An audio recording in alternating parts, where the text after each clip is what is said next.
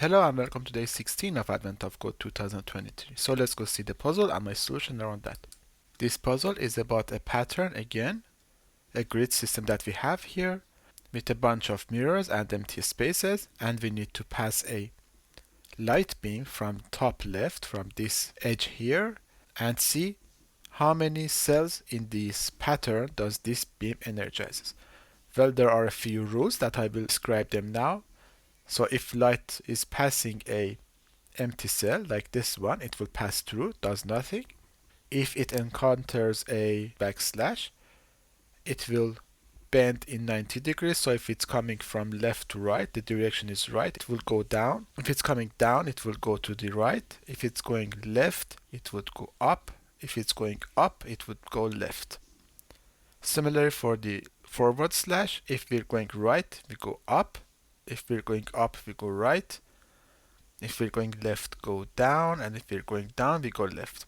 Now it gets interesting when we encounter a pipe or a dash. For both of these, if the direction of the mirror is the direction of light, so for example, if we are here and we are moving to the right or moving to the left, this mirror will act as an empty space. Or here, if we are passing through this and we're going up or we're going down, then we pass through. Otherwise, the beam will be splitted in two. So for example, if this is the pipe and we're moving to the right, the light will hit this mirror and we will get two lights, one going up, one going down. Similarly, if we're going to the left and hit this, we go up and down.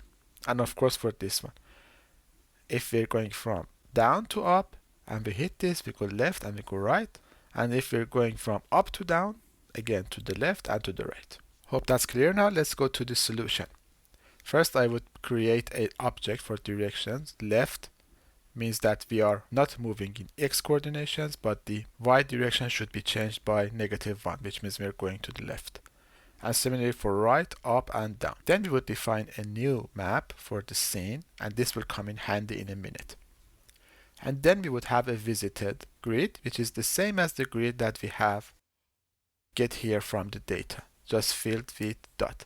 And as we pass through each of the cells, we would fill that cell with a hashtag. Then we define a queue, and we would push the beam into that queue. And then pop that beam from the queue when we enter a cell. And based on the characteristics of the cell, we will either push one beam to the queue, two beams to the queue, or no beams to the queue. So let's see what I mean. At first, our queue is a beam, has only one beam, which starts at row 0, column 0, and direction is right, as the puzzle provides. So we're starting at here and we're moving to the right. Then, while we have something in the queue, we pop the last item from the queue. Get the row, col, and dir, which is for now 0, 0, and r. Then we would go on. We would create a key based on the row, col, and direction. And if we have seen that key, we would continue. What does this mean? So suppose that we are moving in this direction to the right and we hit this pipe. When we hit this pipe, we would have two different beams, one going up, one going down. Suppose that the one that is going down will somehow end up, for example, here, going to the right. It would come here, go to the right, and will continue its journey. Then this one, after a few bends, end up here as well, and then going right again.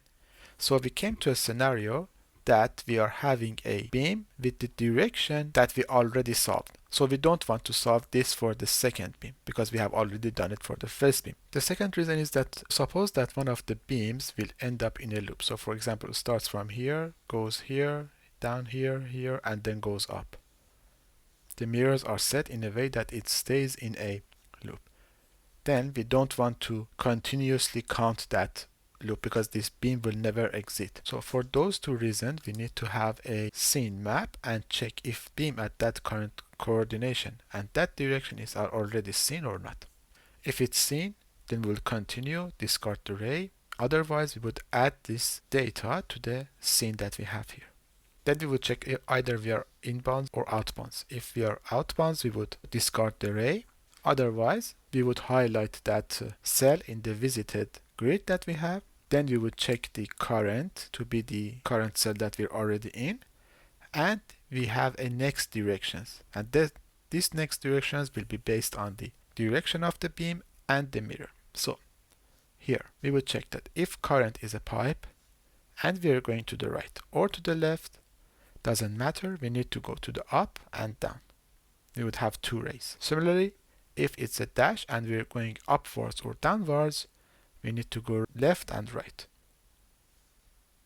If we encounter a forward slash, we would do this. Case U, we go right. If we're going to the right, we need to go to the up and the rest of this. Similarly, for the backslash, we would have this, that as I described in the puzzle. And in the end, if it's none of these, either we're passing through a dot or we're passing through a dash, for example, going from right, or dash going from left, or pipe going up and going down. In all of these cases, we need to just pass the same direction as we did. For each of the directions that we have in this list that we created, we would push the column, row, and direction into the queue so that we could calculate them in the next run. And this while loop will continue until there is no more rays left in the queue. And when it's done, flat the visited, and then filter the ones that are hashtags, and then get the length of that one-dimensional array.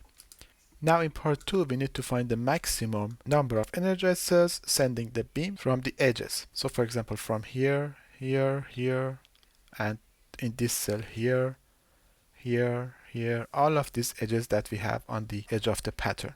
So it's a for loop. Let's go to part 2. So everything that we had here for the while loop and have these directions, we would have them inside a for each loop. And the only thing that we need to do is to create these starting points. And here we do that. We would add all the edges using these two for loops to the array that we have here. And it will consist 2 for the corner ones using these two for loops. And then for each of these starting points, we would do the same thing as we did in part 1. And the only thing is that in the end, instead of just logging the value that we get here from flattening this visited list, we would just compare it with the max value that we had already. And in the end, we just console log the max. It was pretty straightforward. The only thing that we need to consider was just